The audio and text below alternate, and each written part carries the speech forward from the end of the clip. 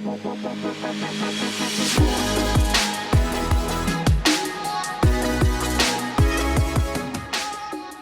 everybody, welcome to another episode of the Freedom Stories podcast. This is a podcast, if you haven't already experienced it, where we spend some time sitting down with different people who are walking along this journey with the Lord, a journey towards progressive freedom, more and more experiences of freedom. So at the heart of every conversation, we are really trying to discern what people's freedom story is, what that looks like for them. And today I am super excited. I get to introduce you guys to a bit of a mentor of mine. I've been watching his journey from afar, learning and reading so much of his life, and now even recently been able to experience a bit of relationship up close and personal. But without further ado, I want to introduce you to Brian Sanders. Brian Sanders is the founder of the Underground network, so many different things, working with Cohatch now, and written so many books, man. Come on. This is right. I get to fanboy out a minute. I mean, you guys, before he gets to say anything, I'm going to tell y'all, if you can find books that he's written, I would recommend that. And they're all so different and add so much different value. Like the I don't even know the full title of this. Christology, Missiology, and the Poor is an amazing one if you're really trying to get into doing ministry in a way that I believe is most faithful to Scripture, that really elevates the heart for the poor. This gives you theology behind that. This book right here, Brian, I know I'm talking a whole lot before you even get to say hi. This book might be like my number 2 book to the Bible. And I don't put it near that in its importance, Sure. but it really gave me some real, I think, practical inspiration. I think as I was recognizing another calling that was developing, and we're going to get into that today. And then this, you guys, gets into the practical, nuts and bolts of really trying to do microchurch ministry, which I'm sure we'll talk a bit about. But today we're going to spend a ton of time, you guys, talking about Brian's latest book, The 6 Seasons of Calling, Discovering Your Purpose in Each Stage of Life. And having said all that, welcome to the podcast, Brian. What's up, man? We are friends now. We're official friends now. We are. That really warms my heart. That's right. So let's get into this book. I'm gonna actually read the back because I think it does a great job of briefly, encapsulating it. But it says, okay, so you're always changing. What if your calling changes with you? Let's be honest. For most of us, our calling isn't revealed in a singular moment of divine purpose. That's not how God usually works. We grow, shift, and change over the course of our lives, and God continues to call us. But maybe he's not repeating himself. In the 6 Seasons of Calling, Brian Sanders helps us explore our calling as something ongoing and dynamic, shaped around life's 6 basic seasons. And we are not made to wander aimlessly, but to follow a God who is on the move.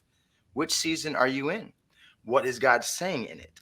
Live there, learn its lessons. The next season will have its own calling. And you guys, when I started reading the book, and Brian, maybe I'll really address you. It's a conversation, right? When I started reading your book, it was the first couple chapters, I think, were really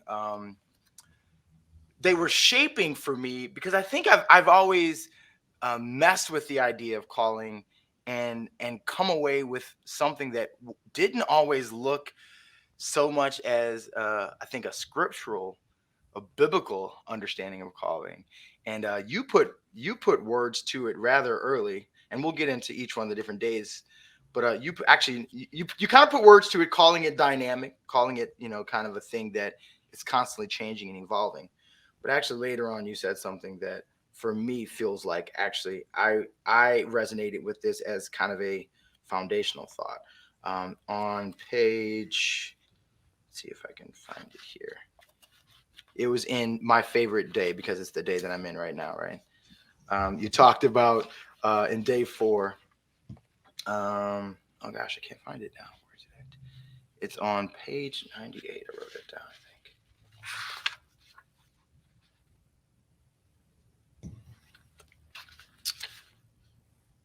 That's not it. Can't find the quote. Here's what you said. Something more or less. You talked about how we have an atheistic understanding, oftentimes, of calling, of it being like a vocation that you have, and it fits you perfectly.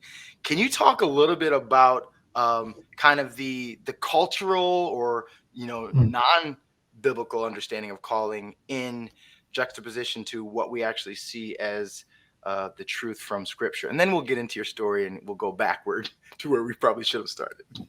Yeah, it's interesting how certain words really are like Christian. They're come from the Christian story, worldview, whatever. Hmm. But then they get co-opted, by secular culture. I think of the word vision. That's a good example. Like, Hmm. um, you know, I don't know. In the last 40 years of leadership literature, I mean, you'd be hard pressed to find a more important idea than visionary leadership or vision. You need to have a vision, whatever. But bro, if like 50, 60 years ago, if you'd have said you had a vision, they would have like locked you up. That's like you're seeing things, you're hallucinating or something. Yeah. It's just funny how those things happen. And we do believe in vision. We believe in the possibility of God giving us visions, but it's much more mystical of an idea as a Christian. You're thinking it's supernatural. It has to come from God to be able to see the future somehow. It's prophetic or whatever.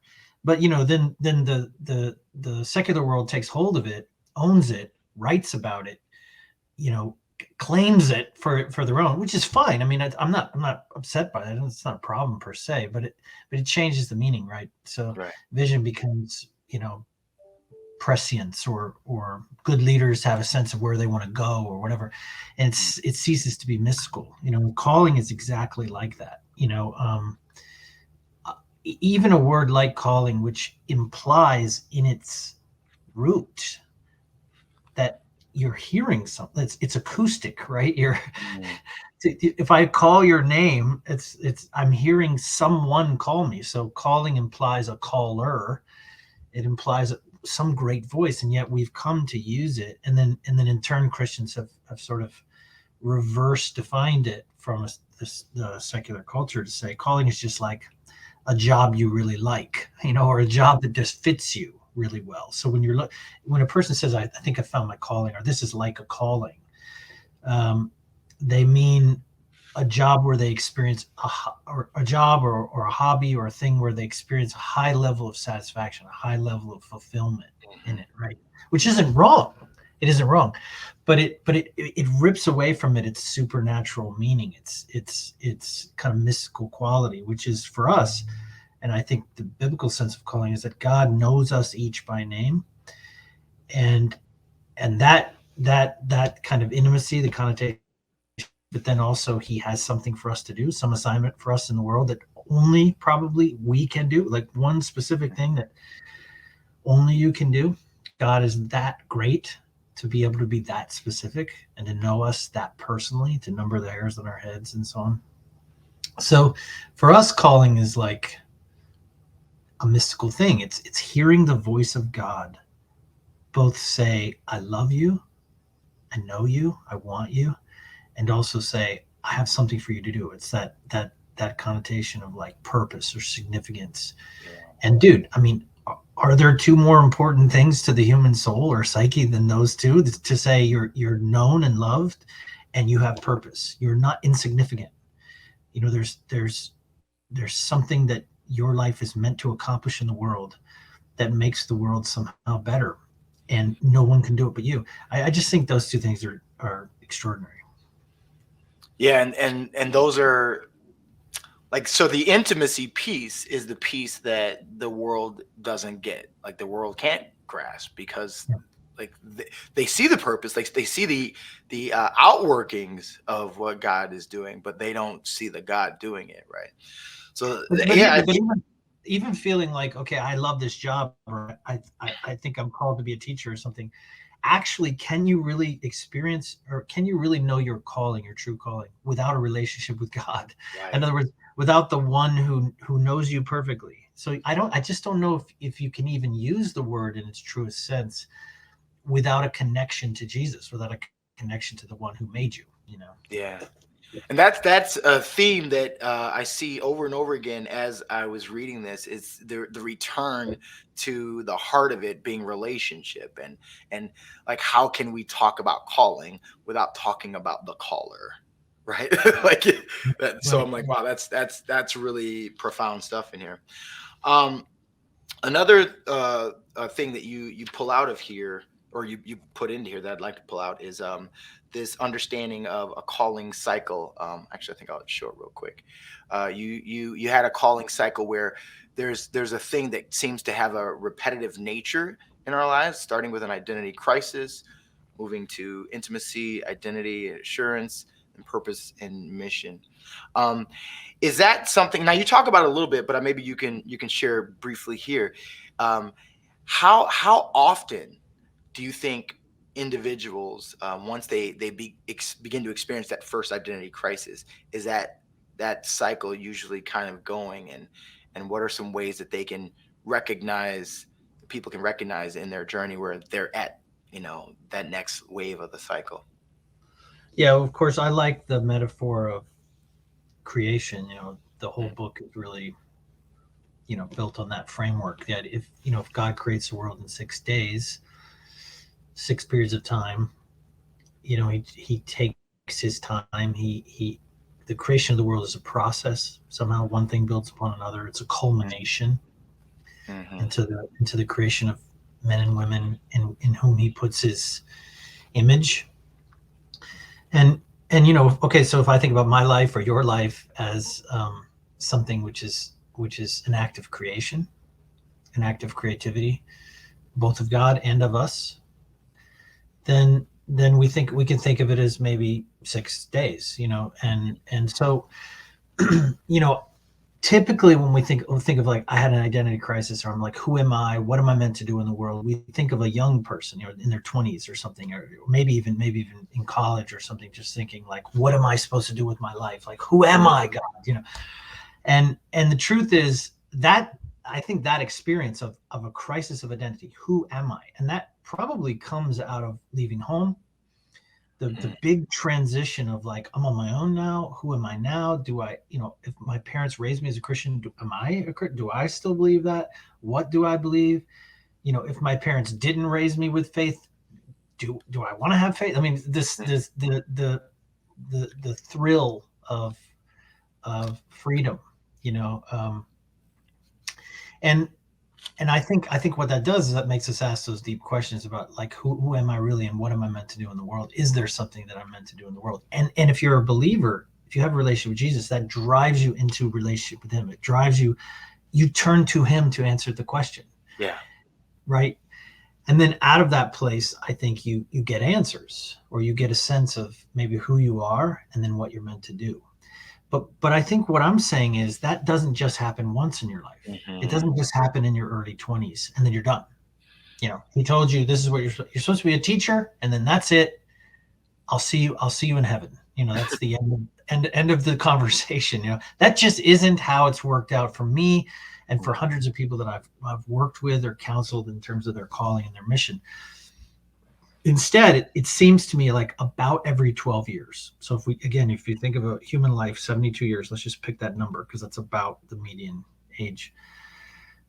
72 years, you're looking at these six major transitions then, 12, 24, 36, 48, 60, and then 72. And if you think of those, like, as major transitions or moments of major transition, then you realize what happens in those transitions is the same thing that happened when you were 20. You're Hmm. going, who am I? Right? So I don't know, you're something horrible, like a terrible diagnosis or a divorce, or your kids leave home or something, Mm. and you're looking at yourself going, who am I now?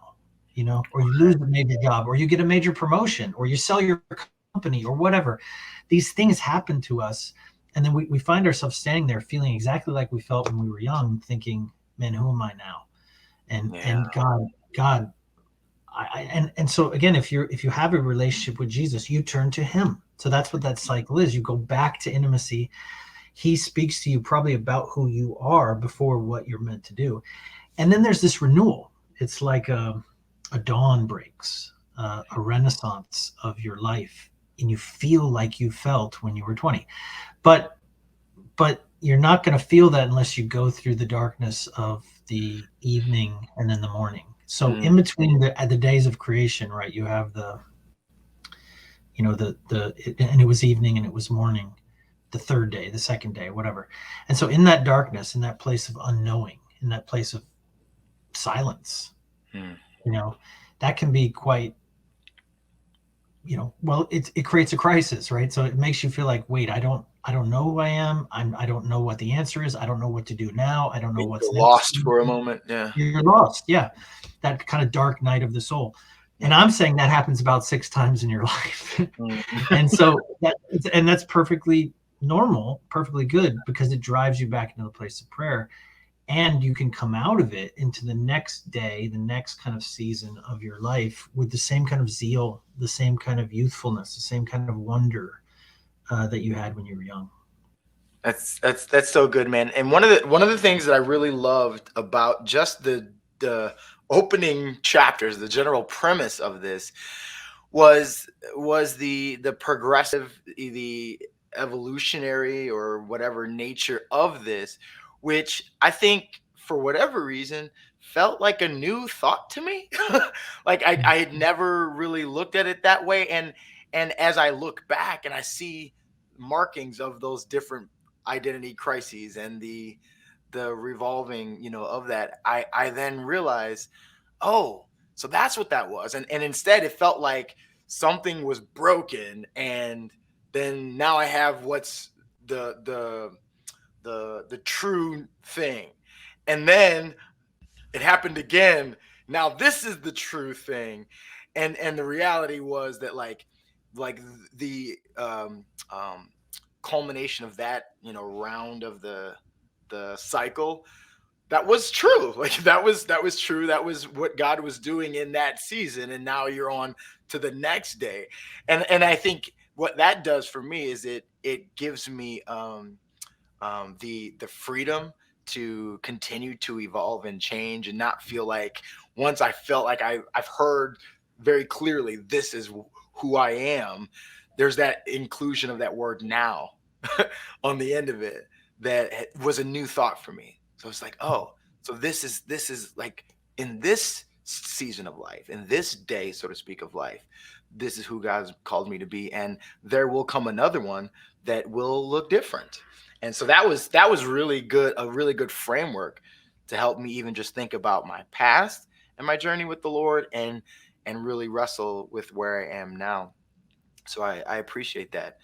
So let's look real quick at the days. So you've got your framework. I got like this nice little snapshot from your book here, and you've got the 6 days of childhood, and then you call the next one servant. Or actually, maybe I'll do it this way. So you got childhood, adolescence, early career, mid career, late career, and transition. Those are more of the age groupings.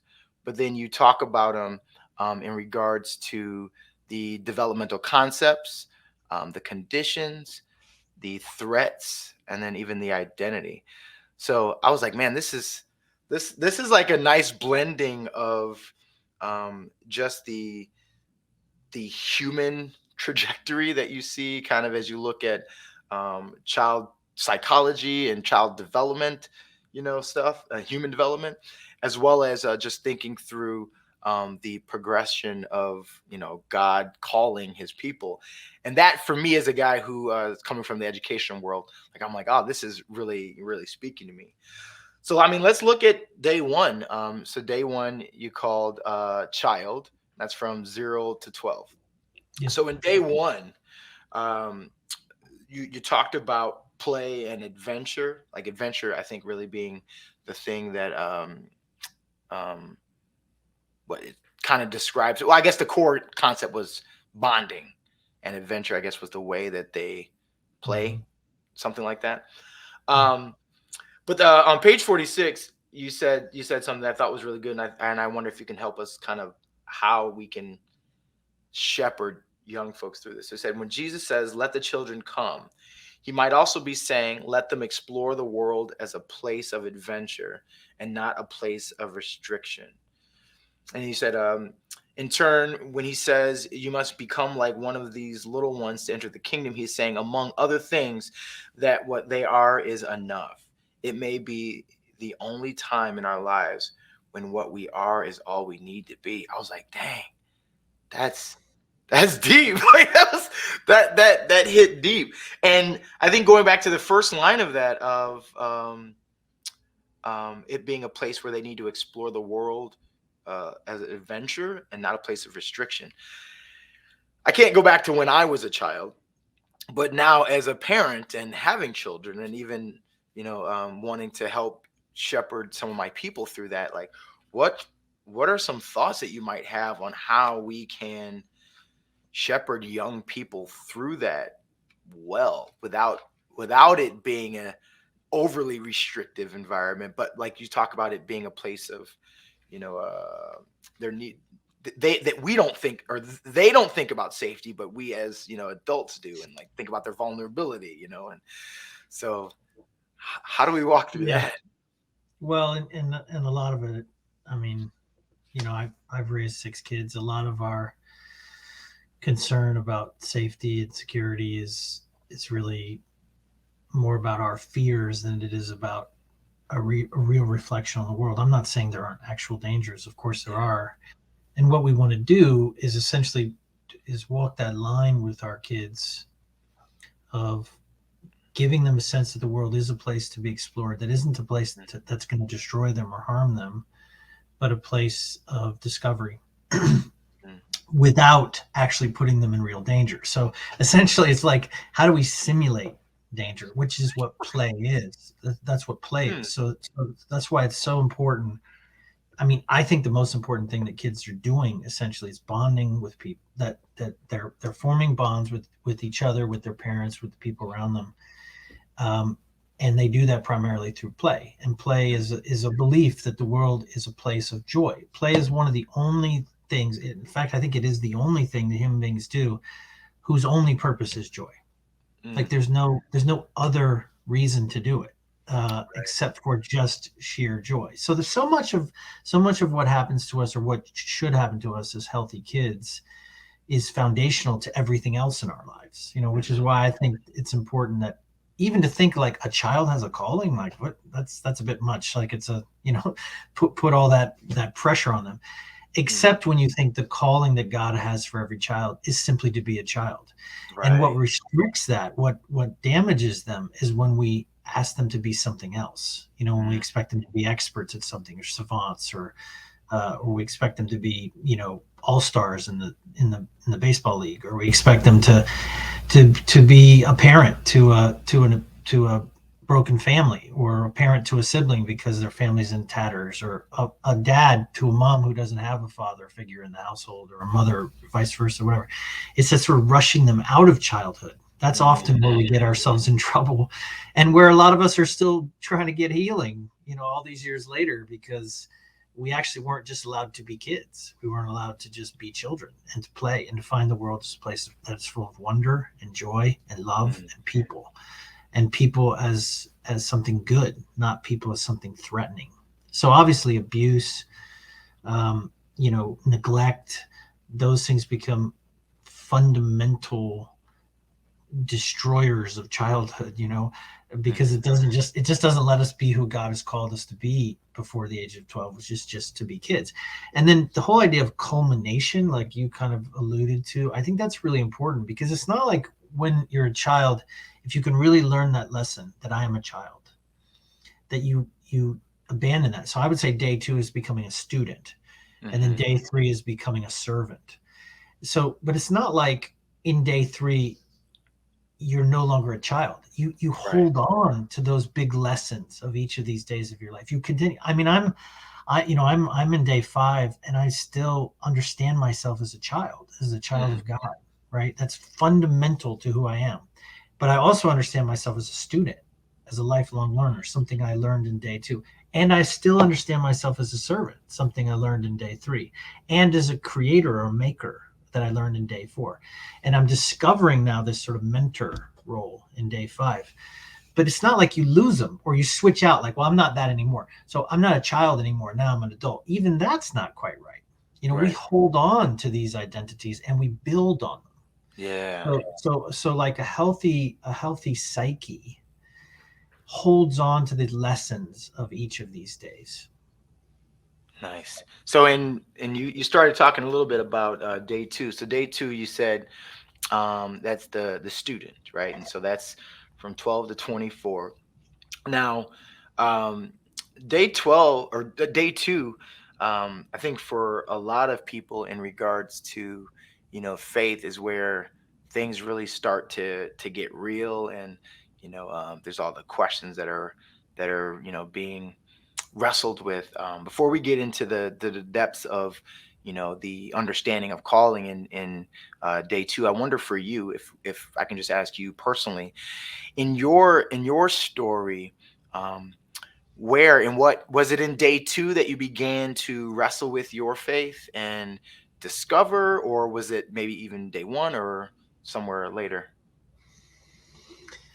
Yeah, it would have been. So I kind of had a broken home, and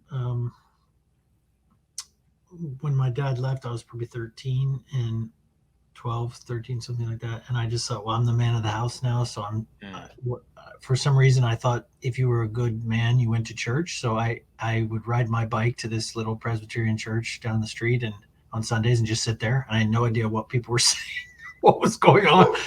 But I just sit in the back and trying to be, whatever. And it was there that I probably started thinking about these things, and met a good youth worker, and was invited to be a part of Young Life, and mm, that's probably where I heard the gospel at 13. And um, so yeah, I think for me, the beginning of my conversion, mhm. my surrender would have been in day 2 for sure. Yeah, and day 2 is full of questioning, right? So, Yeah. and I would, and I adolescence, which gets such a hard rap, because adolescents are so, um, well, they're just so unformed, right? Right. They're they're they're they're they're testing everything. They're testing the assumptions that everyone has and themselves, and everything is up for grabs, right? But again, I would see that as a very good thing, and I'd see it as something actually God is calling the adolescent to do, to test the world, to Hmm. question the world. Now you can do that in a sinful way or a godly way, and adolescents get it wrong all the time, as we all do in each day. But actually, the questioning of things is really perfectly appropriate, for the adolescent. And as I mentioned, there's a sort of neurological um, reality here that our the formation of our prefrontal cortex, that executive function that actually contains wisdom and makes good decisions, and can take into consideration the past, the present, and the future. That executive function, that prefrontal cortex of our brain, is not actually fully formed until about 24, 25 years old. So Right. day 2 is like, it's not that we have brain damage, but it's like our brains are not done, man. So just Right. like go easy on the teenager, because the Yeah. teenagers are doing exactly what God wants them to do, which is ask questions, to to touch the world, to figure out what the world is and how it works. And some of Right. that is sexuality, some of that is physicality, it's physiological, it's puberty, it's all that. It's shame and awkwardness and Mm, confusion about relationships and all that stuff. But some of the pressure that maybe teenagers feel that's put on them by us, is to be maybe have themselves together too soon, or to have mm, answers that they probably shouldn't have yet. So even though I did have kind of a faith moment in day 2, it probably wasn't until college that I really understood myself as a real disciple of Jesus. mhm. You know? Yeah, no, I resonate with that actually. For me, I grew up in the church and a different version of a broken home, I'm sure. But one thing that was a mainstay was my mom, my grandmother was we were going to church every Sunday. And so I always had, the preaching of the gospel in my background, in my context, but it never really became real for me until many years later.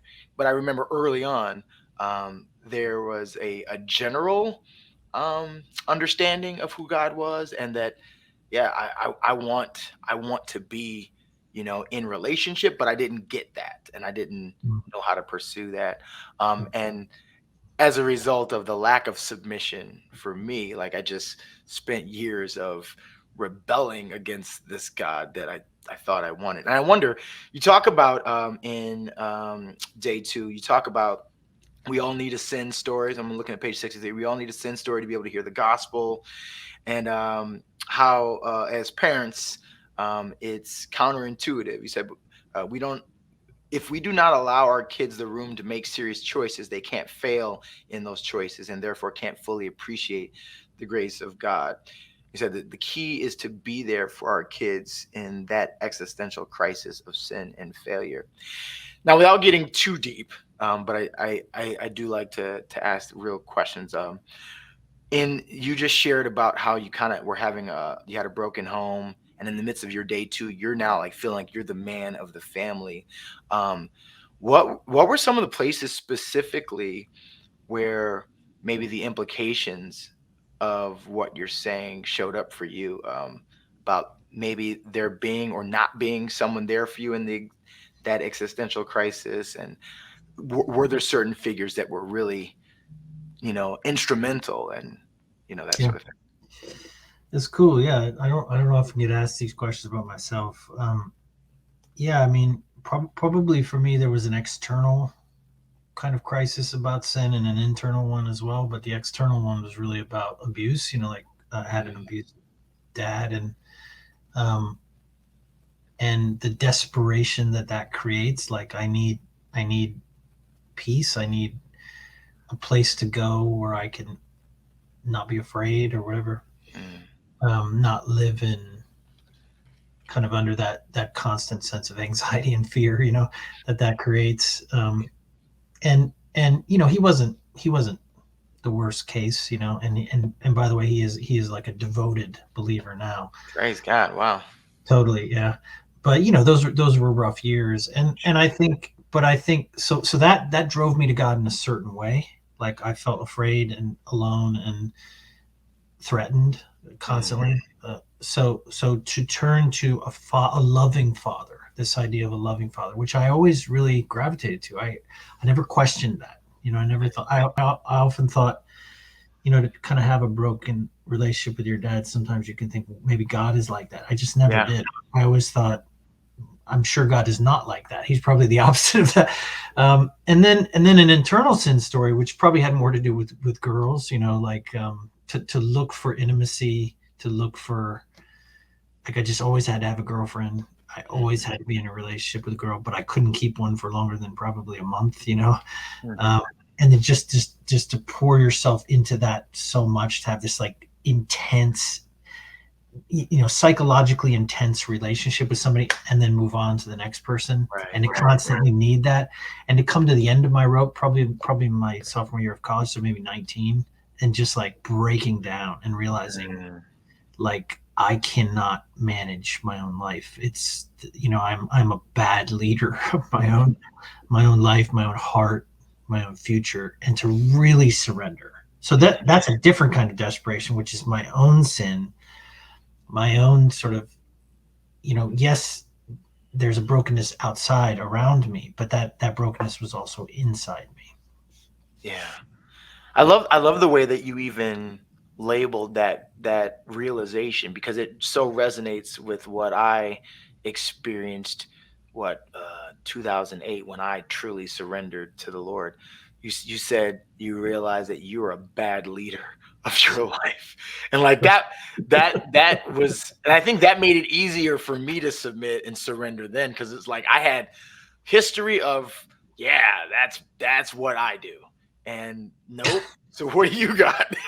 I'm like, Lord, you can take a shot at this. It's got to be Yep. better than got to be better than what I'm doing. Absolutely, absolutely. So, and it sounds like for you that was in the tail end of your day two journey, somewhere in that student, Right. maybe not completely at the end, but Yeah. somewhere towards the Yep. back half of that. Yep. So then we got day three, and you described that as the servant, and that's from ages 24 to 36. And a lot of that you have is characterized as serving, and you're submitting, and um, the ideal context or whatever for that is a challenge. One of the quotes I loved in here, which I mean, it might not be the one that's maybe at the most core of this chapter, but I really wanted to talk about it for a moment. It's actually kind of a little paragraph starting in 73. He said, "Just because this is an unremarkable time, commenting on the season of it's not about you, it's serving, it's submitting. Just because it's an unremarkable time, not worth adding to the Acts narrative, does not imply unimportance. On the contrary, something happened in that time which prepared Paul not only for some incredibly brave missionary work, but also for the theological revelation and spiritual maturity he would need to be worthy of such an assignment. Perhaps we all need a period of being unremarkable before we are ready to do something worthy of remark."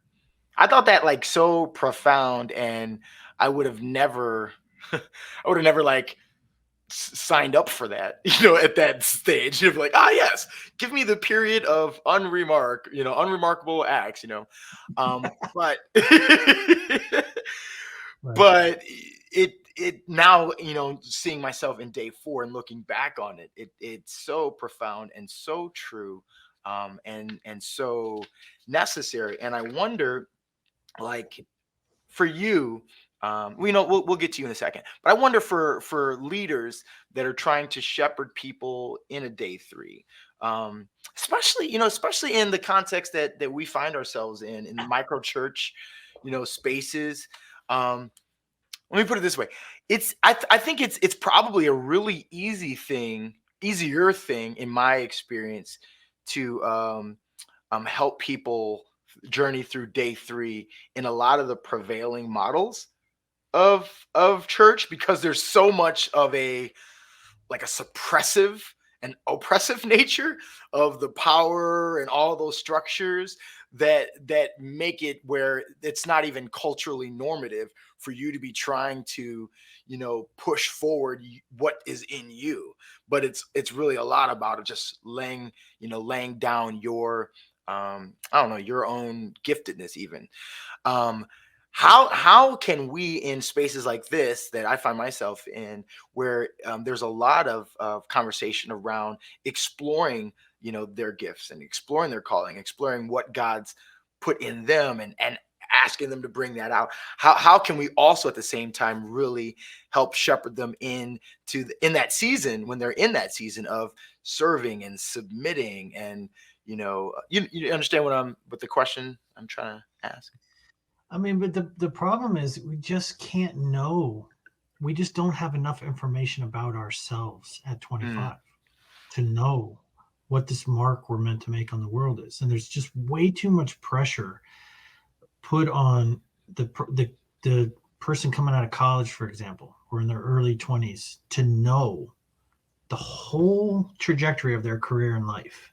mhm. And I just think that's crazy. It's just not helpful to those people. And even these kind of like hero stories, Mark Zuckerberg or something, making his $1 billion company idea at 23 or something. It's just that's not real. That's not how the world really works. There are stories like that, but they're anomalies. They're outliers.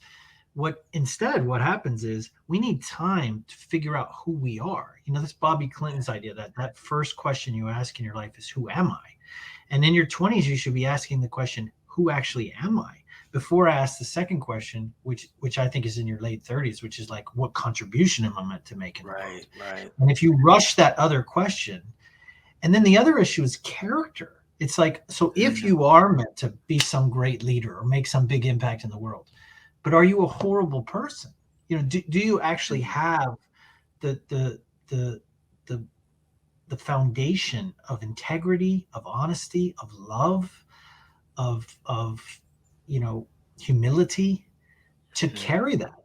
And bro, have we not seen in our time a dozen stories of super Christian leaders who were actually rushed into big platforms in Yep. their 20s, Yep. before they had the character to handle that kind of influence or leadership, and it destroyed them, and Yeah. it destroyed other people too along the way. So character formation cannot be rushed. It just cannot be rushed. Hmm. It can't. So I'm not saying we should submit in our 20s, because submission, biblical submission, so big ministries can just like abuse people by getting them all to submit. We submit because we have to learn to follow before we lead, because we have to Yeah. learn to be on team before we can be people that call people into teams or lead Hmm. teams. The leadership to me should come after character formation. And because you conflate that with the question of like, who actually am I? I'm not exactly sure yet. I don't really know what I'm good at and what I'm bad at. So you're just talking about skill acquisition. You're talking about gifts.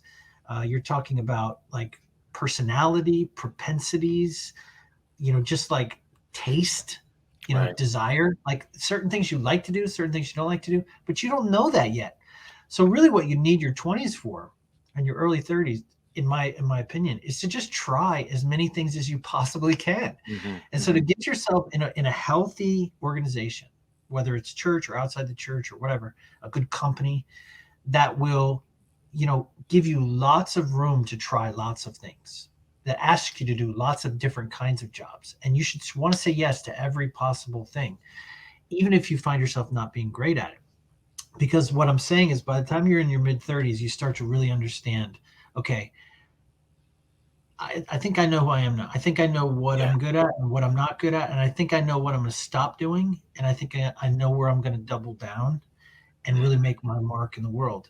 And so you're ready in terms of like the knowledge of yourself, but you're also ready. Then you've got a good decade of like submitting, of being a good teammate, of being a good soldier, of being somebody who could follow someone else's vision and not always agree with it, but go along, follow. And I'm telling you, you can tell the difference between people who sit on teams or people who lead teams who were themselves good followers, who Mm. understand they have been someone themselves who was under submission. It's that the story of the centurion who comes to Jesus, who Jesus says, I've not seen faith like this in all of Israel. Mhm. And this, I'm somebody who's been under authority, and I'm somebody that's had authority, and I just know how it works. So I see you as someone with authority, so I know you can just tell my servant to be well, and they'll be well. Right. It's like you don't really understand how authority works until you've been under authority. Yeah. And unless you just become like a bad person, abusive, a person that's going to take authority and hurt people with it, Right. or is going to manipulate people for your own ends, if you think that's what authority is. And the truth is, I just don't know that any of us are capable at 24, 25 of handling that kind of power. I Hmm. think it's so dangerous to us. And it may take a while to mature itself, that evil, that kind of, festering. But I just don't know very many people that can survive it. Mm. Man, that's really good, and it's got me. I'm gonna have to like listen back again to this conversation because I think there's a place where I'm recognizing um, the journey that I went on, which was so marked by submission for so long, and I see so many places where I grew in that. I feel like I oftentimes just paint that season with the brush of the things that were not healthy and ungodly about it. So then unintentionally, when I'm trying to shepherd people, I'm Mm, like trying to help them miss that season. mm, Except the problem is they need that season. They I just know. need the redeemed version of that, the Christ like It's like, version of you remember back in the day when, like, well, it still exists probably, but like, these sort of prosperity folks that were just trying to get everybody's money, and they would get, they get the poor in a room and just take all their money, and they that. became Mm, rich, and the poor just became poorer. And this made me so mad because I just think, oh, it's just evil. But the truth is, those people, when they were giving in their hearts, they were giving to God. And sometimes a miracle accompanied it because of their faith, because of their love for God, because of their simple act of sacrifice and courage. And so even the recipient of the money was a real piece of work, a real garbage can. uh, the people doing the giving and the actual act of giving in some weird way was still pure. You know what I'm Yeah. saying? And I Yeah. think that's totally true of leadership too, man. Like we've all probably been in situations where the right thing to do is to submit, and the act of submission is really, well, it's cruciform. It's like Jesus. It's being like, and you learn something, you grow from that. But sometimes the person we're submitting to is not a good person, or they're not a godly person, or they themselves are unhealthy or broken in some way. And so it's not that what they're doing is right, or them receiving our subservience is a good thing, not for them and not for the structure that they're a part of. But actually, still, I wonder if sometimes just the act of submitting, the act of serving, the act of saying, I'm gonna do what this person's asked me to do, as long as it isn't sinful or illegal or something. Hmm. There's still a virtue there that Yeah. happens because we're still learning to be someone who's under authority. And so even if we've been under bad leaders, which many of us have, Hmm. um, God is still at work there, and there's still something good that can happen in our character. Amen. Amen. I think that's the word that I need to just meditate on, as I'm still even processing a lot of my day 3 and some of my beginning of day 4. Good stuff, man. So we can move on to day 4 here. This is my favorite day because it's the day that I'm in right now, Maker, and I think 36 through 48 is the years that you've got set aside for that, and I think for me that it definitely speaks to me, as I think even before and I'm sure even after that, there's a definite bend to me that's just leaning towards creativity and enjoying the ways that God makes things through me. And I remember feeling like the book was good, but then when I got to this section, I was like, this book is everything. Like, I was like, I just need to like, yeah. I was like, wow, I need to just keep reading this chapter here, and I struggled actually to move into day 5. I was like, yeah, I Yes, know I sir. need to, Sure. because Just wait I for need it. to Yeah. look at what's coming, but this right here, there was something that really resonated with me in page, what is this, 99. So here you talk about, well, actually, starting on page 98, you're talking about the adventure that we're ready for, being the one that we have. And you said sometimes the journey of the hero just comes to him on the road that he's already on. And then later on, you said these opportunities, they seem to match the readiness of the called person. If you have not prepared yourself for them, they do not emerge. Instead, what seems like a lucky break is really a beautiful combination of grace and reward, derived from obedience to God's servanthood and character development. The adventure you are ready for is the one that you get. And like that's so like struck me, because I've been in this season right now of like looking at so many places of like, huh? Like, how in the world is this scenario happening? Like, how in the world am I speaking at a micro church conference right now? Like, how in the world did I get to be a part of this thing that Exponential was putting on? And for me, I wouldn't really probably call it lucky break, but I'm just like, man, God is just super graceful towards me, gracious towards me. But the element I didn't really look at so much was the element of what was happening in day 3 that was preparing me for some of these moments where God's grace is showing up in significant ways. So I thought that was super profound. And I wonder for you, kind of to jump some of the you know conceptual things of this day, what were some of those places for you, if you can even recall, where you were just like, man, the grace and the preparation just collided right now in the midst of my day 4? Maybe we can even use this to segue into what Yeah. prompted the creation of the underground. Yeah, I mean, because I was a part of a parachurch ministry for a good 12 years, out of college, um, I learned to have a supervisor and to be a really good organization, and to submit to that vision and to work within those structures, and even to just be a good, faithful church person, a person that went to church, every Sunday, was part of that, and eventually would, whatever, preaching, worship leading, those kind of things, to just Mhm. serve and just be part of a church community. And we made the choice in 1996 to move into, you know the inner city, and be as close as we could to the people in greatest need in our community, and raise our kids there, and lived in that neighborhood for 20 plus years. And uh so also learning to submit there to another culture, honestly, to be, to raise your kids in a neighborhood where the people are different than you. And Mhm. so all of those things were little lessons in submission. And but at the same time, you have this growing sense of like, this isn't quite right. Mhm. Like, my experience of the church was frustrating, and that frustration grew and grew and grew until finally you wake up. I would say in like your mid 30s, you wake up. For me, it was about 33, and you just wake up and you just go, I'm just not doing this anymore. So, Mhm. um, you realize you're a grown man, and you don't have to do anything that you don't think. Like, stop complaining. Essentially, if you Right. think, oh, the church shouldn't be doing this, or they shouldn't do that, they shouldn't spend money this way, or they shouldn't worship the flag, or whatever is happening in the churches we were part of.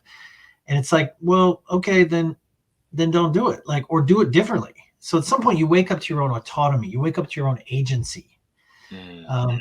And I think that is a part of the transition between, day 3 and day 4, is this discovery of like, I could do this differently. I could do a thing differently. I think you're a perfect example of a day 4 person. I mean, Mhm. unshackled. This freedom is just a creating, of coming to a point of realizing like, this needs to exist, but it doesn't exist. Right. This and coming to that incredible discovery that you're the one.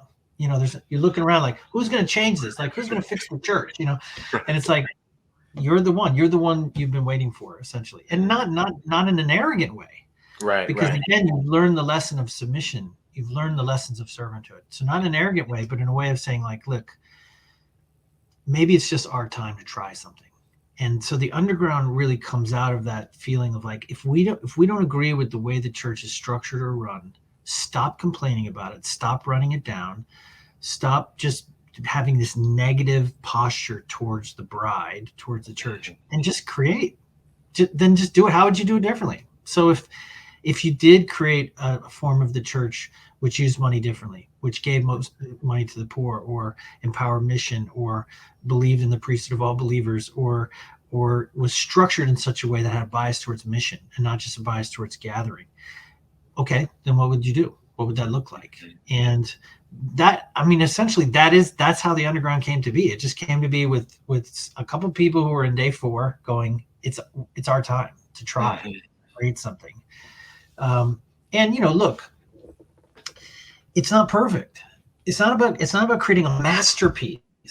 It's about making a contribution to the world in some way. And my story, the story of the underground, is a really, I think, I don't know, symbolic story in many ways, because you can see how the underground, now you can see many years later, 15 years later, you can see how the underground is a contribution to the story of the church in America in the Yeah. late 20th, early 21st century.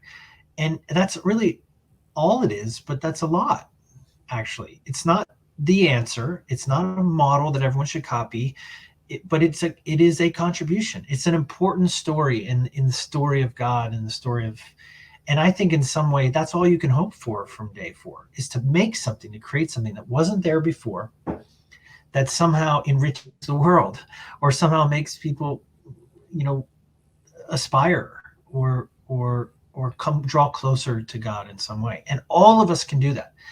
Mhm. Small ways, big ways, medium ways. And that's up to you and God. That's nothing to do with me or you to know even that the scope of the thing that God's called you to. But everybody has kind of a creative seed in them, something that they could do, even if it's just something for your neighborhood or for your or for your family even. I promise you, so say, oh, I'm not artistic, I'm not creative. No, you are. Everyone is. It's a part of the image of God. It's a part of the inheritance that all of us have. But using it in the right way at the right time. And people like you, you've been a creative your whole life, so it's not hard for you to step into that, to see yourself in that way. But at the same time, you're probably moving into a stage where you're going to really have your creativity is going to have more impact. It's going to have a bigger, reach possibly. Um, so, and you are ready for it because you have gone through some hard things, and because you were your story up until this point has not been without its twists and turns and its bumps and its mistakes and all that stuff. So Right. that's why you're ready. Yeah. And I keep forgetting that we need those bumps, those twists, those turns to develop the character. So with the transition from day 4, which was my favorite, into day 5 now, which is more what you, I think, right now are currently in, right? I think you said in the book, at least, that Mm-hmm. you were, Mm-hmm. I want to say, Yep. turning 48, so turning, in that stage. How would you, I think, in a word, or in a phrase, kind of sum up the biggest takeaway behind what the value of day 5, the focus of day 5 should be in that mentor stage? Well, just like day 3 is like preparation for day 4. In many ways, day 4 is kind of the apex of our lives. It's the creative moment in our lives, probably. And again, it's not that you stop being a servant or you stop being a creator when you go into day 5. So I'm still a child of God. I'm still a lifelong learner. I'm still serving. I'm trying to create still. I'm still starting things. But fundamentally, I'm starting to see myself as not the person that needs to be at the center of the thing. Mm, Um, and you can see that just in my own story of just beginning to sense that I should step away from central leadership, yep. primary leadership. But I'm still eager to see the things that I'm a part of grow. But maybe my role is more of the word I use here is mentor, but a kind of one step removed, a secondary leadership role where you start to see yourself as working through others, Mm, of seeing younger probably leaders who are in day 4 do their thing. And you just have a different sense of if day 4 was about like, I want to do this because this doesn't exist and I want to give this as a contribution to the world, this thing I'm imagining in my mind, then day 5 is like, I want to help other people do that too, right. whatever that is for them. And to help the thing which we started, in our case, the underground, um, continue to be useful or given to the world. So I talk about scaling or you create something in day 4 and day 5, you give that away, Hmm. but you move out of center. And it's really hard for some of my friends and leaders, even leaders in the underground now. They just don't understand why I don't want to do certain things anymore, and they think I'm being humble or something. But Right. I'm really not being humble. I just don't want to. I don't know how to describe it. It's like I get more joy from seeing someone like you, Armand, do your thing and Mm, thrive and become. If someone says, "Oh, can you do this thing?" I would rather see someone else do it than me do it. mhm, Now, I'm still willing because sometimes maybe it is good for me to be the one or to make continue to make a contribution. I'm not retiring, right. but that I think that is so. Obviously, I'm just describing that in a personal way, Sure.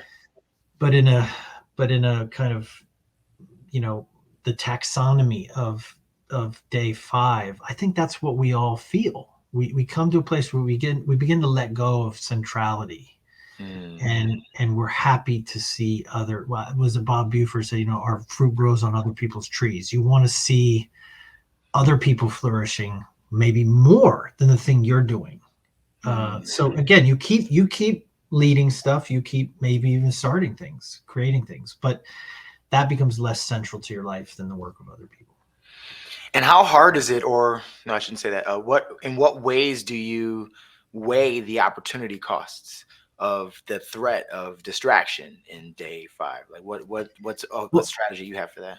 I mean, every day has the same problem where you still remember yourself in the previous day, so you Mm, think that's what makes me happy. That's who I am. That's what I'm meant to be doing. And you can go too long, and you can sort of not realize that something is changing in you, right. and that you need to pay attention to that. So obviously, I've done a lot of thinking about this, and so I feel somewhat liberated by that. I feel the freedom to be able to say to people, I'm just at a different point in my life, and I want to help in this way, not this way.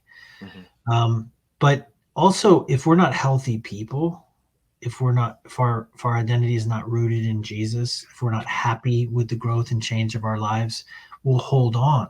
We'll grasp things. We won't let go. So if you created something in day 4, and maybe you're meant to, like in my case, actually give away leadership, to say, I'm no longer going to be in charge of this thing, and I want other people to take on that leadership. If you're not a healthy person, you won't let go. Right. Even though you're supposed to. There are other people that are waiting in the wings, and they're meant to be the next leader, but you refuse to give away the power, and you hold on too long. And I think that's bad for us too, because that keeps us in a place of primary stressful kind of leadership, when we should be moving on to other things. So Right. yeah, but every day has that, like what we were doing before. You have to let it go. You have to step into something new. And it looked like that was like the reaching, or the understanding of that I need to let it go is really the seemed like the final step of going from day 5 to day 6 here. And I was even wondering, like, while these are lined up with ages, like, is there really a reality that everyone actually makes it through, or is there like, I'm gonna stunt my growth and I'm actually just gonna stay here in the 4, and I'm gonna like no longer be experiencing the joy of being in the place that God's called me. You know what I'm saying? I Do do. I do do. does everyone get to day 6 if they survive Well, that long even? yeah, I mean, it's an interesting question. I think it's part of why I wanted to attach ages to these things, Mm, because I want to say, look, you are going to get older, and you know, at some point, hopefully, God willing, in old age, you will mhm, die, and you will pass from this world to the next, and that's it. Like, you have a lifetime. right. And I don't know what your last days will be. That you may be 90, you may be 100 when you die. So your day 6 may be really long, but there will be your last days, your last Mhm, years. And that is a reality. It's going to happen we're all going to have our last decade, right? So I think what I'm trying to say is there is a developmental journey that we can either go on or not go on, mm, but you are going to have a day 6. You know what I mean? Like that final day of your life you're gonna be in it at some point. right. And recognizing that and realizing, okay, especially with day 6, where you have one foot in this world and one foot in the world to come, you begin to think about your mortality in a totally different way. Yeah. And as I point out, I think that the sort of obsession and focus of a healthy day 6 person is mystical. It's Mhm, mystery and love. That what becomes the total focus of the day 6 mind is the mystery of God. To begin to realize that in the not too distant future, I will look upon the face of God, mm, and I will experience rest and reward and reign with Him. mm, And that should take us into a deep place of contemplation and mystery. But then practically in our relationships with other people, it's the centrality of love. It's to begin to assess the whole of your life, and even what you're doing in every moment of day 6 as an act of love. That really, this is the highest work of the human life. It is to mm. love and to be loved. And not to say that in some sort of like sentimental way, but to say it in the deepest possible way. the sense of like the love of God. The defining character of God is that He is love, and to begin to realize the potency of that idea, the centrality of that idea to everything that we've ever done or ever wanted to do, was really always a story about love. Amen. And I love in day 6 how you kind of brought it back to the need for drawing near to God, and once again we see that thread of the relationship to the caller weaved throughout each one of these.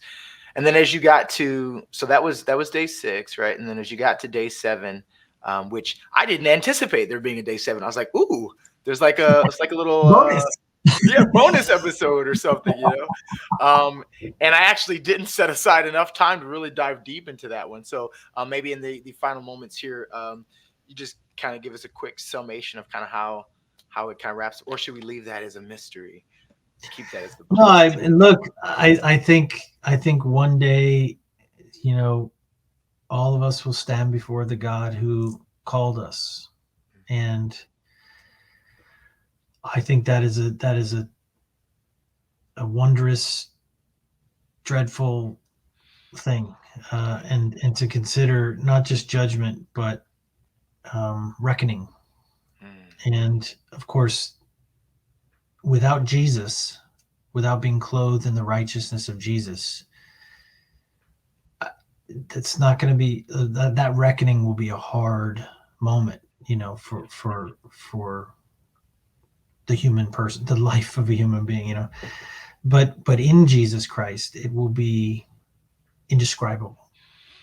yeah. And in a sense, we'll realize that everything we did was a 70-year internship. It was all preparation for an eternal reign. Because the thing about day 7 is it's not just the end of a thing. It's not just like going to sleep for eternity.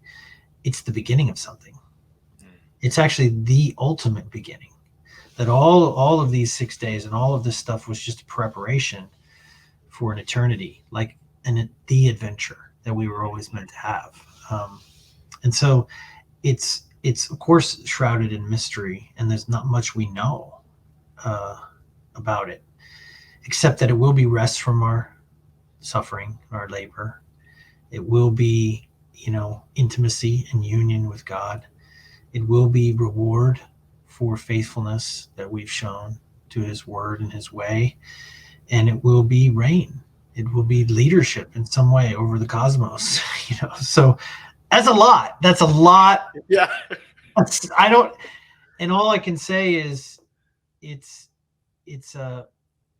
the not just the culmination of our lives, but the hope of our lives is actually Yeah. for that moment. The death is not something that should frighten us. It's actually, if we understand it and if we've tried to live faithfully in our relationship with Jesus, it's actually something that we want. Yeah. Amen. Amen. Powerful stuff. This has been an amazing conversation. You guys, those watching, listening, if you haven't already, I mean, you can see all of my post-it notes and dog ears. It's a great book, and it's one of those books that I think not only would be good to gift to somebody, because I think they're going to light up like I did when they reach their day that they're in, and they might even, like with some dread or anticipation, look towards the next one to kind of get ready for it. But I think it'll be one that you might want to hold on to so you can refer back to as you get to the next day, because I know that I'll be reading a fresh day 5 when that one comes. So I also got the digital because I don't trust anything physical anymore to last. So I wanted to make sure I had something in a handful of years, although it's not that many years before I'll be close to day 5.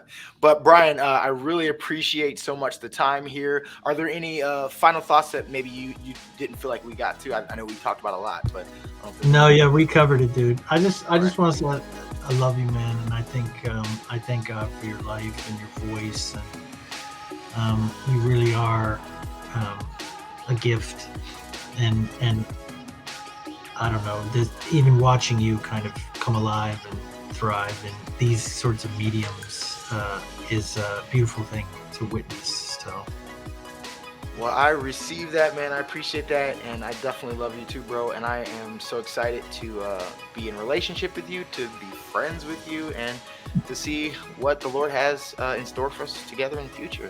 I'm pumped and Amen. I'm ready for it. Amen. It is the adventure that I am ready for. All right, well, you guys, thank you so much. Give a big round of applause to Brian. I'm not going to applaud right now because that'd be weird in this one-on-one context. But one way that you can do that is to go ahead and get the book. I'll have a link to that in the description below.